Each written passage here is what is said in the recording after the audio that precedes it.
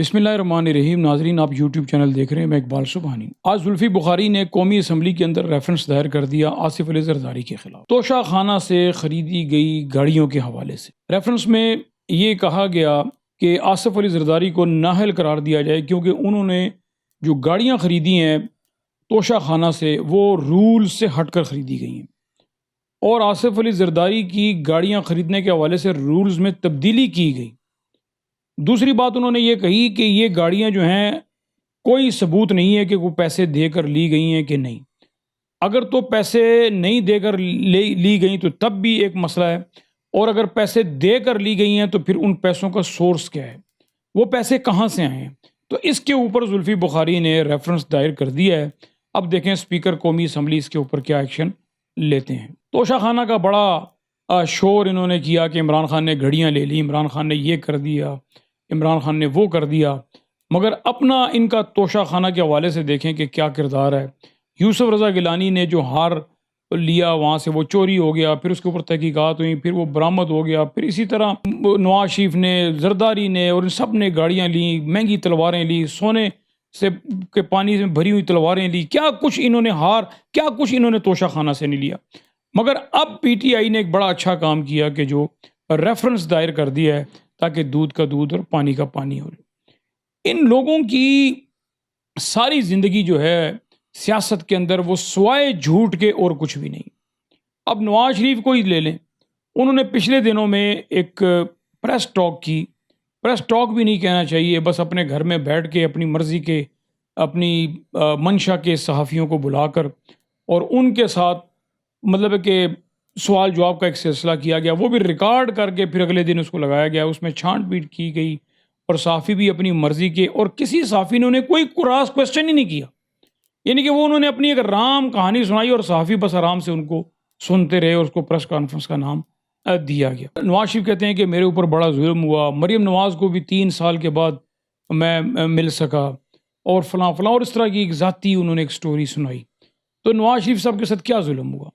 नवाज शरीफ ने मुझे बताएं कि क्या उनके किसी कारोबार में कमी आई, क्या उनकी किसी सियासी मामले के अंदर कोई रुकावट हुई, क्या उनके मिलने मिलाने, बात करने, घूमने फिरने के हवाले से कोई उनमें कोई कमी आई।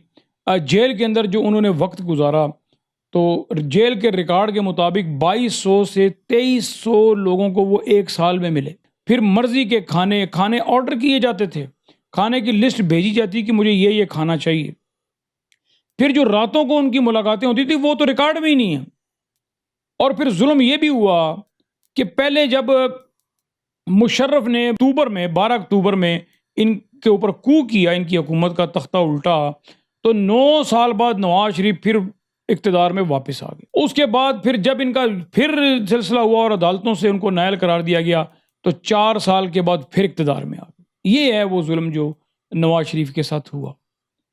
जेल में होने के बावजूद ज़मानत के ऊपर लंदन चले गए, बीमारी का बहाना बनाकर, प्लेटलेट्स कम हो गई, प्लेटलेट्स का बहाना बनाकर, और पिछले 3 साल से वो लंदन में बैठे हुए, और फिर कहते हैं कि जी मेरे साथ जुल्म हुआ, मेरे साथ ज़्यादती हुई। बेटी को 3 साल, मेरे भाई आप 3 साल क्या आपको किसी ने रोका था? आप पाकिस्तान आ जाते, बेटी को भी मिल लेते। फिर कहते हैं कि मरीम नवाज जो हैं वो सुरखरू होकर आई। मरीम नवाज सुरखरू होकर नहीं है, अदालतों से रिलीफ लेकर आई हैं।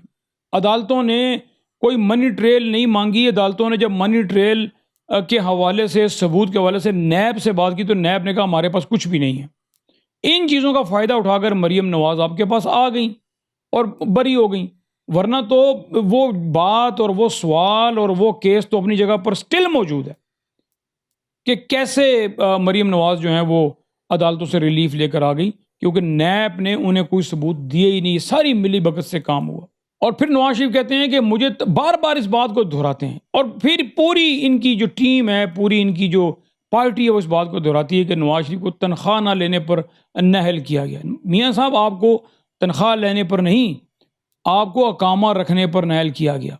आपने जो अकामा रखा हुआ था वो एज ए वज़ीर आज़म, जब आप दूसरे मुल्क की शहरियत रखते हैं तो तब आप नाअहल होते हैं, तो आपको अकामा रखने पर नाअहल किया गया। बार बार ये बात ना कहें कि आपको तनख्वाह, कोई सेंस काम करती है?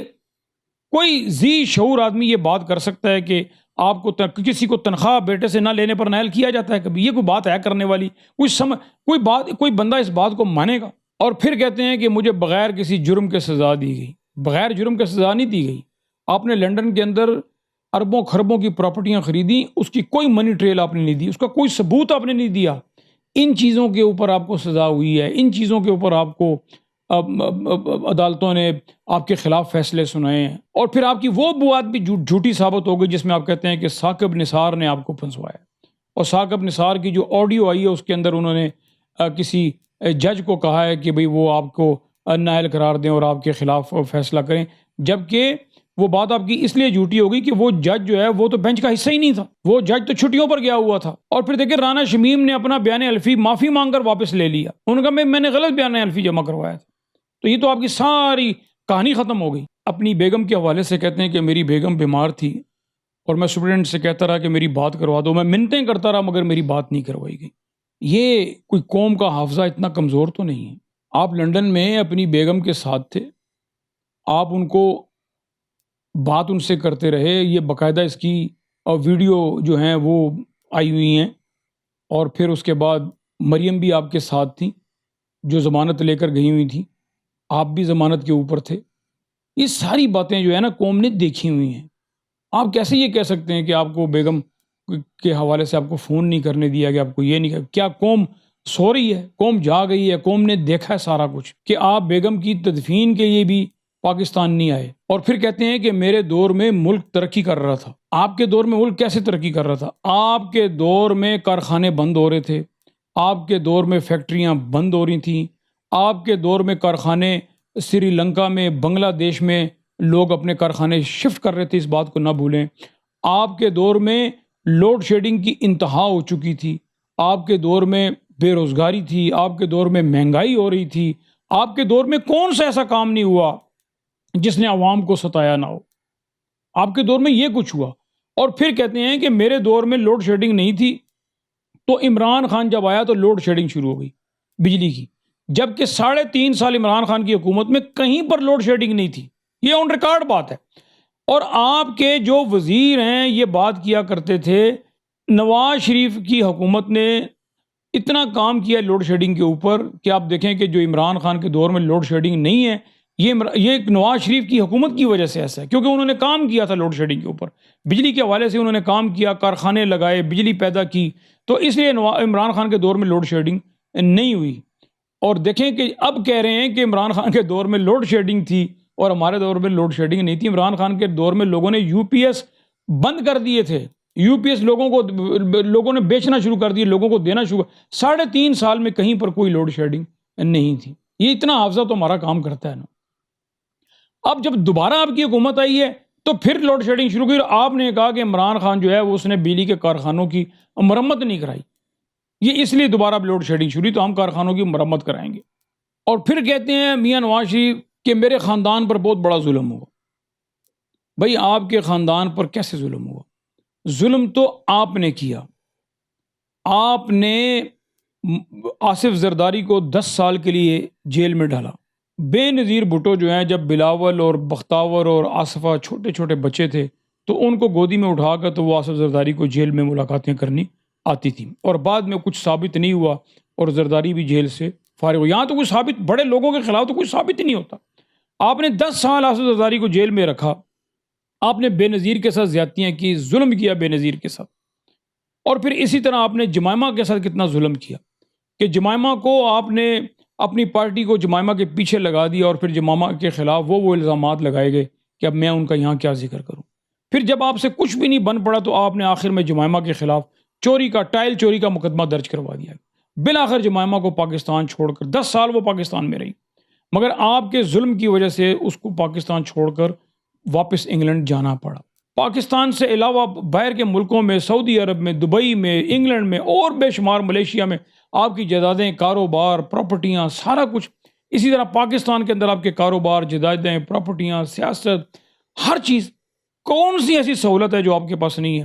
یعنی کہ کسی نے یہ کیا خوب کہا ہے کہ جو جیل نواز شریف نے کاٹی ہے، کاش ہم بھی اسی طرح کی جیل کاٹ لیں۔ ہماری جو جیل کے باہر کی زندگی ہے وہ نواز شریف کی جیل کی زندگی سے بھی بدتر ہے۔ ملاقاتیں آپ کی ہوتی رہی ایک کلاس میں، آپ وہاں پر رہے، ساری سہولتیں آپ کو ملتی رہی، ٹی وی، ایئر کنڈیشن، ملازم، مطلب ہے کہ وہ جو ہوتے ہیں خدمت گار، کیا آپ کو سہولت نہیں ملی؟ ہر دنیا کی زندگی کی سہولت آپ کو پاکستان میں بھی ملتی رہی اور ابھی آپ کو باہر بھی ملی ہوئی ہے۔ آپ کے ساتھ کوئی ظلم نہیں ہوا، آپ نے ظلم کیے ہیں لوگوں کے ساتھ۔ اور پھر آپ ہمیشہ اور آپ کی پارٹی ہمیشہ ایٹمی دھماکوں کا کریڈٹ لینے کی بھی کوشش کرتے ہیں۔ آپ دیکھیں کہ یہ ایٹم بم جو ہے یہ اس کی بنیاد رکھی ذوالفقار علی بھٹو نے، اور ضیاء الحق کے زمانے میں یہ مکمل ہوا۔ آپ کے زمانے میں جب ہندوستان نے 6 دھماکے کیے تو آپ کے اوپر پریشر آیا کہ بھی آپ بھی دھماکے کریں۔ ایٹم بم تو تیار پڑا ہوا تھا، تو اس کو صرف ایک آرڈر کرنا تھا۔ جو بھی ایگزیکٹو ہوتا ہے پاکستان کا، جو بڑا ہوتا ہے، وزیر اعظم ہوتا ہے، اس کا کام ہوتا ہے کہ وہ ایک آرڈر کرے، مگر آپ ہچکچاہٹ سے کام لے رہے تھے، آپ کے اوپر بے انتہا پریشر تھا۔ اور پھر آپ یہ کہتے ہیں کہ بھی مجھے $5 ارب کی بھی آفر ہوئی۔ بھئی $5 ارب کی آفر آپ کو نہیں ہوئی، $5 ارب کی آفر جو ہوئی ہے وہ پاکستان کو ہوئی ہے، حکومت پاکستان کو ہوئی ہے، ریاست پاکستان کو ہوئی ہے، آپ کی ذات کو نہیں ہوئی آفر۔ ساری قوم کا کنسنسس تھا، اور اسی طرح پھر اب اسٹیبلشمنٹ کا، آرمی کا، سب یہ چاہتے تھے دھماکے، آپ نہیں چاہتے تھے۔ گور یوب کی جو ایک ویڈیو ٹاک ہے، ایک پریس ٹاک ہے، وہ ساری دنیا کے سامنے اس وقت بھی موجود ہے۔ اسی طرح ڈاکٹر قدیر خان کہ جو اس ایٹم کے موجد ہیں، انہوں نے کہا کہ نواز شریف تو ایک پٹاخہ بھی نہیں پھوڑ سکتے، ان کے پاس تو اتنی سکت صلاحیت نہیں کہ وہ ایک پٹاخہ پھوڑ دیں۔ یہ ریکارڈ کے اوپر بات موجود ہے۔ تو آپ نہیں دھماکہ کرنا چاہتے، آپ تو انکار کر رہے تھے کہ میں نہیں کرنا چاہتا، مگر آپ سے کروایا گیا۔ تو اس کا کریڈٹ لینے کی بھی آپ مہربانی کر کے کوشش نہ کریں۔ یہ کریڈٹ جاتا ہے بھٹو کو جس نے بنایا، جس نے بنیاد رکھی، ضیاء الحق کو جس کے دور میں مکمل ہوا، پھر ساری قوم کو اور فوج کو کہ جس نے پریشر ڈال کے تو پھر یہ دھماکہ کروایا۔ اور آپ دیکھیں کہ آرمی چیف کا جو معاملہ ہے ایکسٹینشن کا یا ریٹائرمنٹ کا، وہ کتنی سمپل سی بات ہے۔ 2 مرتبہ وہ ایکسٹینشن لے چکے ہیں، اب تیسری مرتبہ وہ ایکسٹینشن بھی نہیں لے چکے، مگر حکومت ہے کہ وہ دائیں بائیں کبھی بات کو ادھر ٹویسٹ کرتی ہے، کبھی ادھر ٹویسٹ کرتی ہے، اور اس کو ایک موضوع بحث بنایا ہوا ہے، جبکہ اس بات کو موضوع بحث نہیں بنانا چاہیے۔ ایک سسٹم کے تحت جو بھی اب نیا آرمی چیف آپ اپوائنٹ کرنا چاہتے ہیں اس کو آپ اپوائنٹ کر دیں، بات ختم۔ مگر آپ نے اس چیز کو کتنا، کبھی نواز شریف سے مشورہ کرنے جا رہے ہیں، کبھی یہاں پر لوگوں سے مشورے کر رہے ہیں، کبھی اس کو میڈیا کی زینت بنا رہے ہیں، کبھی اس کو آرمی کے اندر متنازع بنانے کی کوشش کر رہے ہیں۔ آپ ایک آرمی چیف جو بھی سینئر ہے اس کو نامزد کر دیں، بات ختم۔ مگر خدا کا واسطہ ہے کہ پاکستان کے اس ادارے کے ساتھ آپ نہ کھیلیں۔ پہلے اس ادارے کو آپ برا بھلا کہتے رہے، ایک منظم سازش کے تحت آپ کی پارٹی نے اس ادارے کو بدنام کرنے کی کوشش کی، اور کافی حد تک آپ اس کے اندر کامیاب بھی ہوئے اس کو بدنام کرنے میں۔ اور اب جب آپ نے معاملات اپنے ان کے ساتھ دوبارہ ٹھیک کر لیے ہیں، تو اب اس ایکسٹینشن کے معاملے کو یا اس ریٹائرمنٹ کے معاملے کو آپ نے کتنا ڈرامے بازی بنائی ہوئی ہے، اس کو ختم کر کے، اور جو بھی ان کی ریٹائرمنٹ ہے وہ خود کہہ چکے ہیں 2 مرتبہ کہ بھئی میں نے مزید ایکسٹینشن نہیں لینی، اب میں جب وقت میرا پورا ہو جائے گا تو میں ریٹائر ہو جاؤں گا۔ تو جو بھی سینئر آدمی ہے اس کو آپ وہاں پر اپوائنٹ کر دیں، اس کو نامزد کر دیں، بات ختم ہو گئی۔ اتنا اس کو مہربانی کر کے آپ نہ الجھائیں۔ ناظرین، اب تک اتنا ہی میں آپ سے اجازت چاہتا ہوں۔ آپ اپنا اور اپنے چینل کا خیال رکھیے گا۔ اللہ آپ کو حامی و ناصر۔